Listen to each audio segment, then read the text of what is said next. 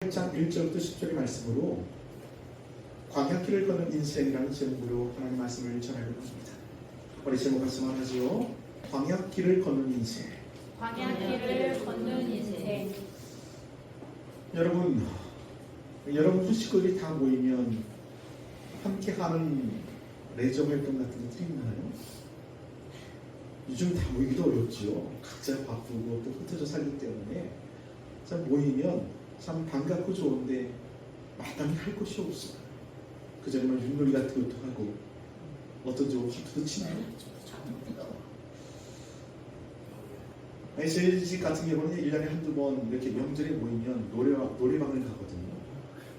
근데 지난 연휴 때 시우가 오래간만에 휴일을 맞이해서 노래방을 한번 갔어요. 재우는 또 공사가 다 망하시는 관계로 빠지고 우리 셋이 갔는데 김씨가 거기서 광야라는 노래를 불렀습니다. 찬송가도 거기 되더라고요. 광야를 불렀는데 놀랍게도 100점이 나왔습니다.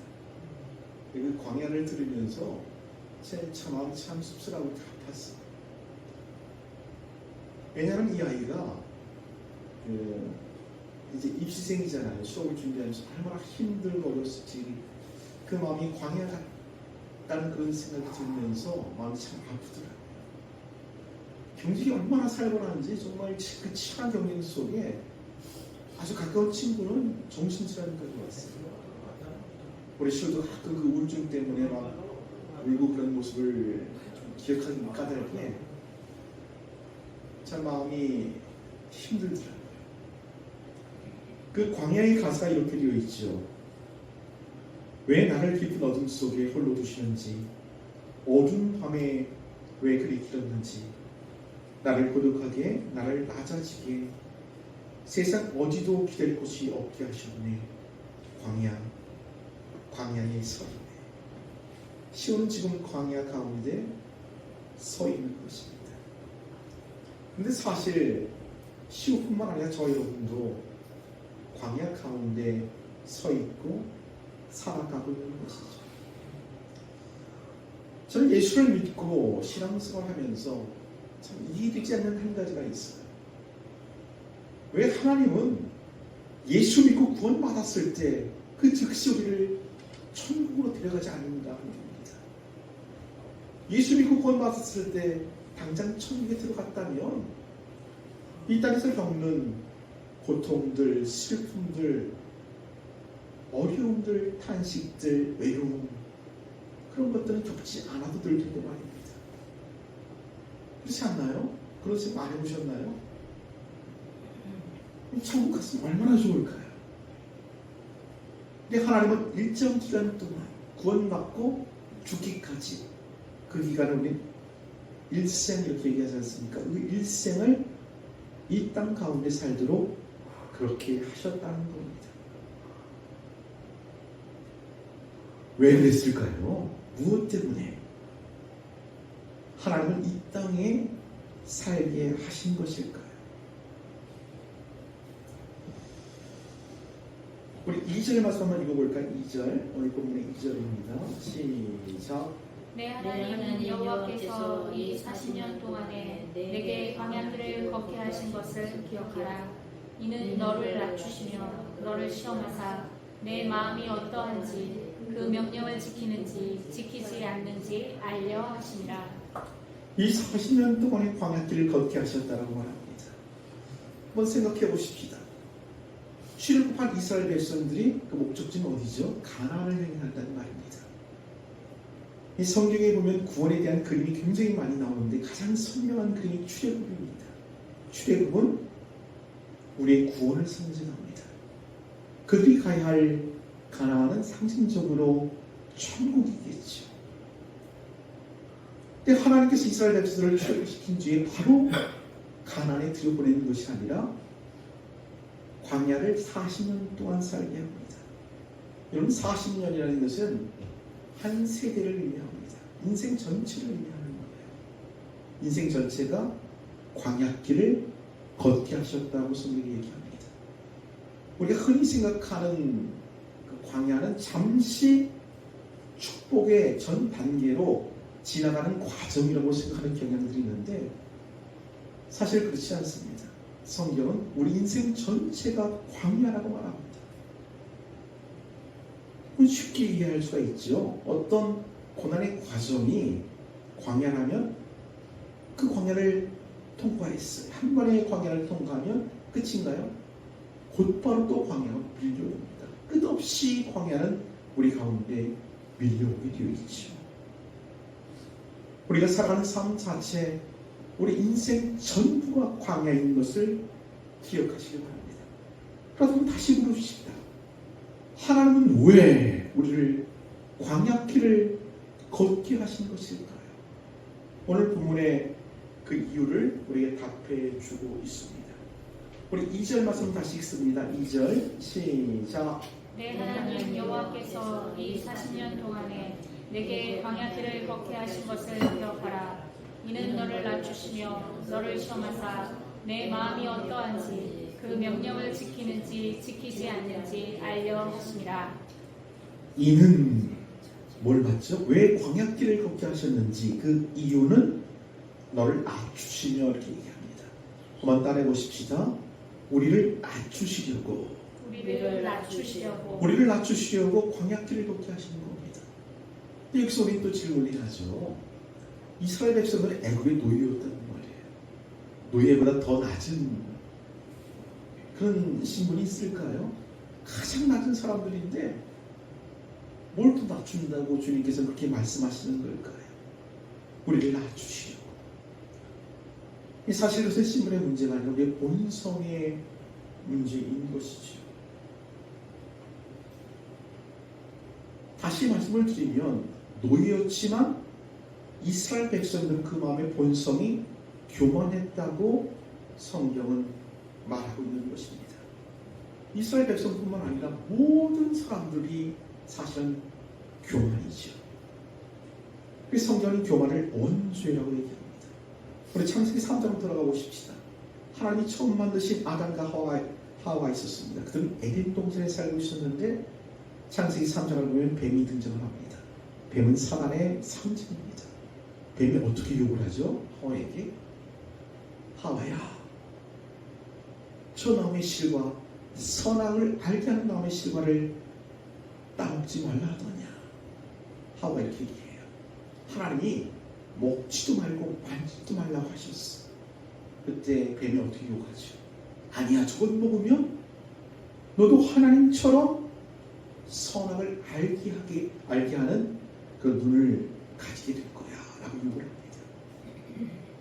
이 뱀의 유혹에 이 하와가 어떻게 응답했는지 이 창세기 3장 6절 말씀 읽어보십시다. 창세기 3장 6절 시작. 여자가 그 나무를 본즉 먹음직도 하고 보암직도 하고 지혜롭게 할 만큼 탐스럽기도 한 나무인지라. 여자가 그 열매를 따먹고 자기와 함께 있는 남편에게도 주매 그도 먹은지라. 그 여자가 그 하와가 그 나무를 딱 봤을 때 얼마나 탐스럽고 보기가 좋고 먹음직하고 지혜로울 것 같은 그 느낌이 드는 거예요. 다시 말씀을 드리면 저 실과를 따먹으면 하나님처럼 될 것 같다는 욕망이 생기는 거죠. 그의 마음이 높아지는 것입니다. 그 높아진 마음을 교만이라고 하죠. 그것이 바로 인간이 가지고 있는 원죄라고 성경은 설명하고 있는 것입니다. 아주 쉽게 말한다면 인간은 하나님이 되고 싶어요. 누구나 마찬가지입니다. 누구나 왕이 되고 싶어하고 하나님이 되고 싶어합니다. 이것이 원죄입니다. 노예도 마찬가지고 귀족도 마찬가지고 왕도 마찬가지예요. 다 하나님이 되고 싶어하는 교만을 가지고 있습니다. 이것을 맞추려고 광야길을 걷게 하셨다고 성경이 말하고 있는 것입니다. 우리 신앙생활 가운데 이 교만이 가장 치명적으로 작동하는 것이 뭐냐면 내 힘으로 구원을 받으려고 시도한다는 말입니다. 나의 열심, 나의 헌신, 나의 수양을 통해서 이 구원을 쟁취하려고 해요. 그래서 열심히 봉사하고 열심히 노력하고 기도하고 성경 읽고 이런 모든 것들을 통해 자기의 의를 쌓아나갑니다. 나중에 어떻게 돼? 이 정도면 하나님 나를 구원하실 만해. 자, 거기까지 올라가는 거죠. 이것을 성경은 교만으로 얘기를 합니다. 이것을 꺾는 방법이 광야길을 걷게 하셨다라고 성경이 말하고 있는 것이죠. 우리는 이 광야 세상살이를 통해서 여지없이 무너지는 내 자신을 발견할 수가 있습니다. 사실 내 실력으로 내 몸 하나 간수가 안 됩니다. 그렇지 않습니까? 한번 상상해 보십시오. 생각해 보십시오. 내 힘으로, 내 의지로 되어지는 것 하나도 없어요. 그럴 때 우리는 어떻게 되죠? 하나님 도와주세요. 나옵니다. 특별히 내 힘으로 죄의 문제를 해결할 수 없어요. 죄를 안 지려고 아무리 애를 써도 우리는 죄의 늪 가운데 빠지게 되고 더욱 깊은 늪속으로 빠져들어간 우리 영혼의 상태를 직면할 수밖에 없습니다. 그럴 때 우리는 예수여 나를 불쌍히 여기소서라고 자리로 나가게 되는 것입니다. 결국 우리는 고백할 수밖에 없죠. 이 광야 생활 끝에 우리는 이렇게 고백합니다. 주님, 나는 예수가 필요한 사람입니다. 나는 하나님 없이는 안 됩니다. 이 자리로 나아가게 되는 것입니다. 이 경험이 있을 때 우리는 3절의 말씀 이해가 됩니다. 우리 3절 말씀 읽어보십시다. 3절, 본문 3절입니다. 시작. 너를 낮추시며 너를 줄이게 하시며 또 너도 알지 못하며 내 조상들도 알지 못하던 만나를 내게 먹이신 것은 사람이 떡으로만 사는 것이 아니요 여호와의 입에서 나오는 모든 말씀으로 사는 줄을 내가 알게 하려 하심이니라. 사람이 떡으로만 사는 것이 아니라 어떻게 산다고요? 하나님의 입에서 나오는 모든 말씀으로 산다는 것. 이 말씀 이해가 되십니까? 떡으로만 살 줄 아는 사람은 이 말씀 이해가 안 되죠. 우리에게 떡이 필요하지만 떡만으로 살 수는 없습니다. 근데 세상은 우리에게 착각하게끔 만들죠. 떡이 많으면 많을수록 더 잘 살 수 있다라고 우리를 가르칩니다. 그렇게 우리를 몰아갑니다. 그래서 더 많이 가지려고 우리는 애를 쓰고 힘을 내며 더 잘 살려고 그렇게 애씁니다. 근데 사실 이것이 속임이요 착각인 것입니다. 떡은 돈이요 능력이고 어떤 수준일 거예요. 자꾸 그것만 얻으려고 할 때 더 피폐해지는 것을 경험할 수밖에 없습니다. 이 착각을 깨는 것이 뭐라고요? 3절 말씀 보니까 어떻게 되어 있어요? 너를 낮추시며 너를 줄이게 하시며 하나님이 굶기신다고 이렇게 말씀을 하세요. 굶겨봐야 배고픈 줄 알고 배고파봐야 하나님의 도움을 구하는 인생이 된다라고 성경이 말씀하고 있는 거죠. 여러분 그렇지 않습니까? 실패해봐야 내 힘으로 안 된다는 사실을 절감하게 됩니다. 망해봐야 나 죽어서 하고 낮아지게 되는 겁니다. 이 훈련 받는 것이 광야라고 성경이 말하고 있는 것입니다. 그래서 광야의 그 별명은 죽음의 땅이에요. 저도 그 전에 한번 기회가 있어 광야를 가본 적이 있는데 한 30분 정도 걸었는데 정말 죽을 것 같더라고요. 물 생수병 2개 갖고 왔는데 다 먹고 더 먹을 게 없으니까 막 목말라 죽을 것 같아요. 30분 걸었는데 거기를 40년 동안 걸었다고 생각해 보십시오. 거기는 사람의 힘으로 살 수 없는 곳입니다. 거기 농사할 수도 없고 뭐 짐승을 잡아먹을 수도 없어요. 하나님의 도움으로만 살 수 있는 곳입니다. 그래서 40년 동안 이스라엘 백성들이 하나님은 만나라는 하늘의 양식을 내려서 그들로 먹이신 겁니다. 때로는 메추라기를 내려서 그들을 배불리셨고 샘을 터뜨려서 그들의 목을 죽이셨습니다. 하나님의 힘으로만 살 수 있는 것, 그것이 광야이죠. 그래서 광야를 지나며라는 노래의 후렴구가 이렇게 되어 있잖아요. 주님만 내 도움이 되시고 주님만 내 빛이 되시는 주님만 내 친구 되시는 광야. 주님 놓고는 단 하루도 살 수 없는 곳 광야의 섭네. 저희 여러분이 광야에 서 있는 것이고 광야를 살아가는 것입니다. 떡으로만 사는 것이 아니라 하나님의 입에서 나오는 모든 말씀도 사실은 저희 여러분 되어주기를 주의 이름으로 축원을 드리겠습니다. 이 두 번째 광야를 걷게 하신 것은 자발적인 순종을 바라기 때문입니다. 한번 따라해 보십시다. 자발적인 순종을 배우기 위해. 자발적인 순종을 배우기 위해. 우리 2절 말씀을 다시 한번 읽습니다. 2절 시작. 내 하나님 여호와께서 이 40년 동안에 내게 광야길을 걷게 하신 것을 기억하라. 이는 너를 낮추시며 너를 시험하사 내 마음이 어떠한지 그 명령을 지키는지 지키지 않는지 알려 하십니다. 그 광야 길이 우리가 시험 보는 시간이라고 선생님 하나님께서 그렇게 말씀을 하십니다. 오늘 제가 예배당에 있다가 그 사택에 올라갔더니 재우가 탄식을 하는 거예요. 기말고사 그러는 거예요. 난데없이. 그래서 언제 보냐 그랬더니 7월 초에 본대요. 7월 초에 보는데 벌써 그 스트레스와 탄식으로 몸살을 앓고 있는 겁니다. 근데 학생에게 시험은 꼭 필요한 것이죠. 내가 어떤 수준에 와 있는지를 테스트하는 것입니다. 그래야 그 수준에 맞게 지도를 받을 수 있고 부족한 것을 채울 수 있고 더 앞으로 나갈 수 있는 것이죠.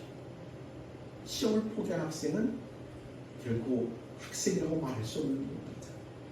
오늘 성경은 이 광야길이 하나님의 시험지라고 그렇게 말씀하고 있습니다. 어떤 시험이에요? 하나님 말씀을 잘 듣는지 안 듣는지를 테스트하는 시험지다라고 말씀합니다. 하나님은 우리를 로봇으로 만들지 않으셨어요. 정말 우리를 로봇으로 만들었다면 하나님 말씀에 100% 순종하는 그런 인간으로 만드셨을 거예요. 하나님은 그것을 원치 않으십니다. 자발적인 순종으로 하나님께 순종하고 하나님을 사랑하기를 하나님은 기대하시는 거예요. 그래서 우리에게 자유의지를 주셨고 자유의지를 가진 인간이 광야길을 걷도록 하신 겁니다.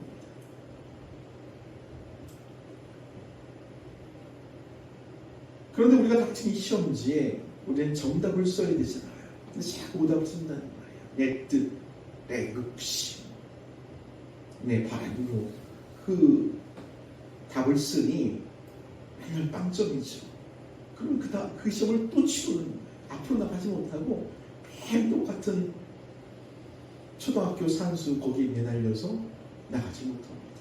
그 시험을 통과해 중학교로 올라가고 고등학교로 올라가고 더 높은 학습을 하게 될 것 아니에요.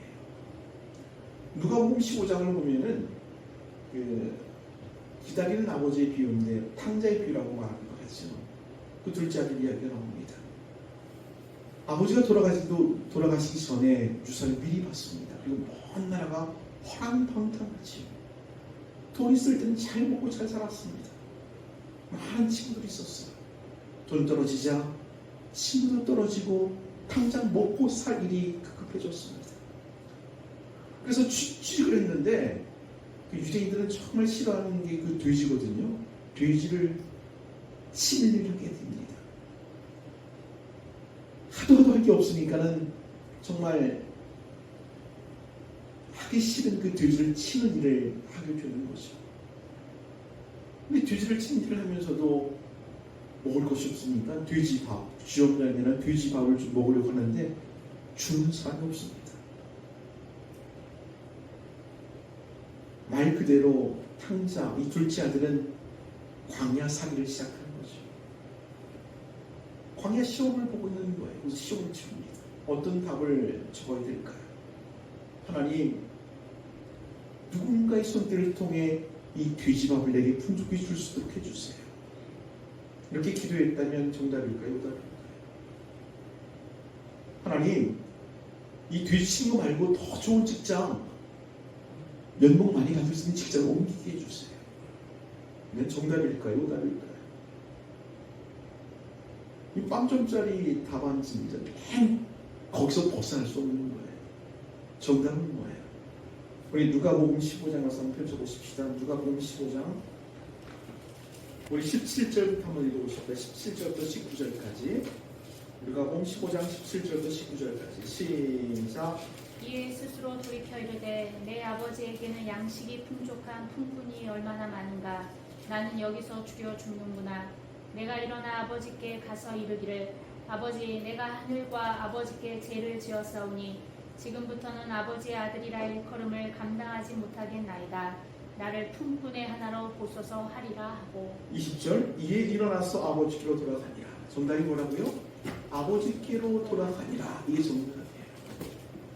사랑하는 여러분, 광야길에 힘들고 어려운 고난을 처했다면 그 고난을 벗어나려고 간절히 구하는 것 이전에 하나님께 돌아가야겠다는 정답을 쓰시기를 주의로 축원합니다. 그럴 때 우리는 다음 단계로 넘어갈 수가 있는 것이죠. 40년 동안 광야길을 걷게 하신 것, 우리 인생을 통해 광야길을 걷게 하신 것은 더 성숙한 하나님의 백성이 되기 위한 하나님의 테스트 시험 과정입니다.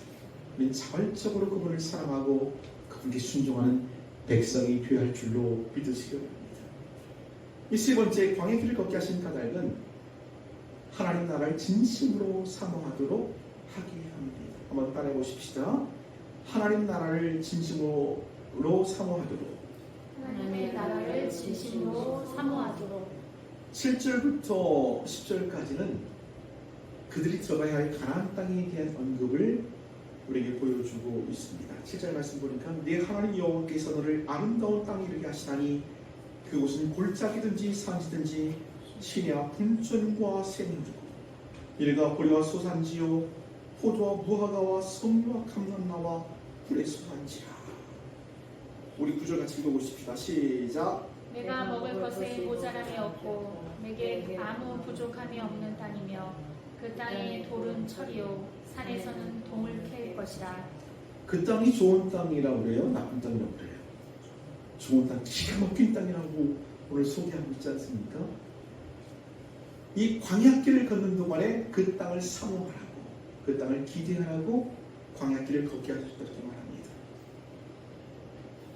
이 광야길을 걸은 사람만이 그 땅에 들어가 10절의 찬양을 부를 수가 있어요. 우리 10절도 같이 읽어보십시다. 시작. 내가 먹어서 배부르고 내 하나님 여호와께서 옥토를 내게 주셨으므로 말미암아 그를 찬송하리라. 거기서 진짜 찬송이 나옵니다. 광야살이가 살만하다면 그 가나안 땅을 기대하겠습니까? 그 광야 땅에다가 자리를 깔고 앉겠죠. 소다집 짓고 거기서 그렇게 살 겁니다. 그들은 가나안 땅을 기도하지 않았을 겁니다. 그런 그 축복한 땅 광야이기 때문에 그들은 가나안 땅을 소망하며 살게 되는 것입니다. 우리 믿음의 선조들, 그 선배들을 보면 정말 이 말씀이 어떤 말씀인지 실감이 납니다. 일제 강점기를 살았던 그 믿음의 선배들을 보십시오. 그 정말 식민지의 그 아무런 희망 없는 삶 속에서 그들은 예수를 믿었고 예수 안에서 소망이 있고 기대했습니다. 그분들이 불렀던 주님 고대가라는 노래를 아시죠? 가사가 이렇게 되어 있어요. 낮에나 밤에나 눈물 머금고, 이 무슨 얘기예요? 낮이나 밤이나 눈물 흘리지 않고 살 수 없는 그 현실이란 말이에요. 내 주님 오시기만 고대합니다. 가실 때 다시 오마 하신 예수님, 오 주여 언제나 오시렵니까? 부족하고 쓸쓸한 빈 들판에서 광야네요, 광야. 희미한 등불만 밝혀놓고 오실 줄만 고대하고 기다려오니 오 주여 언제나 오시렵니까? 먼 하늘 이상한 구름만 져도 행여나 내 주님 오시는가 해 머리 들고 멀리 바라보는 마음, 오 주여 언제나 오시렵니까? 이 마음이 어떻게 생겼다고요? 광야살이를 통해서 그 마음이 생겨난 것입니다. 그 사람이 천국을 소망하게 되고 바라볼 수 있게 된 것이죠.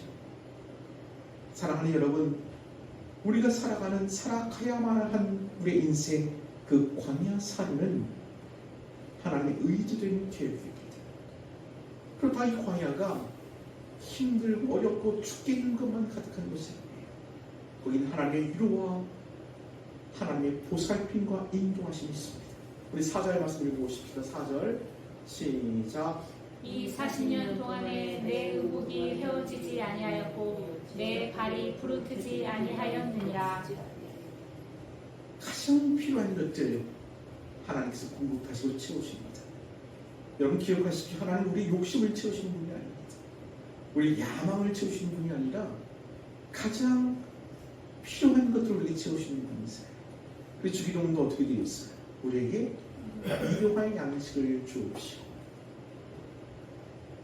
광야 40년 동안 하나님께서 만나를 먹이셨잖아요. 딱 하루치만 주셨어요. 더 얻어서 이틀치를 보관하면 썩어 없어집니다. 하루치 일용할 양식은 필요 없는 거죠. 하나님만으로 사는 인생을 그렇게 만들어 가시는 겁니다. 그러게 여러분 이 땅을 사는 동안에 더 많이 가지려고 애쓰고 힘들게 살지 않았으면 좋겠어요. 먹을 것만 있으면 됩니다. 애들 가르칠 것만 있으면 돼요. 사실 그것도 좀 부족하겠는데 그래도 너무 거기 창념해서 자기 인생을 거기 다 쏟아 부으며 살 필요는 없습니다. 자기 삶을 누리고 그 속에서 하나님의 은혜를 기리면서 하나님과 더불어 광길을 걸어가는 겁니다. 그렇게 살면 돼요. 모자란 우리는 하나님께서 허락하신 그 영원한 천국에 들어가게 될 겁니다. 이 땅을 사는 동안 잊지 마십시오. 먹는 거, 내가 사는 거 걱정 안 해도 하나님 책임져 주세요. 마태복음 6장에도 나와 있잖아요. 먼저 그의 나라와 그의 의를 구하라. 그리하면 이 모든 것을 너에게 채우신다고 얘기했어요. 거기는 뭐에 집중해야 된다고요? 하나님께로 돌아가는 것, 그분만으로 사는 인생으로서 단련되는 것, 거기에 집중을 기울 때 나머지 것들은 하나님께서 다 채워주실 것을 믿습니다. 기도하십시오.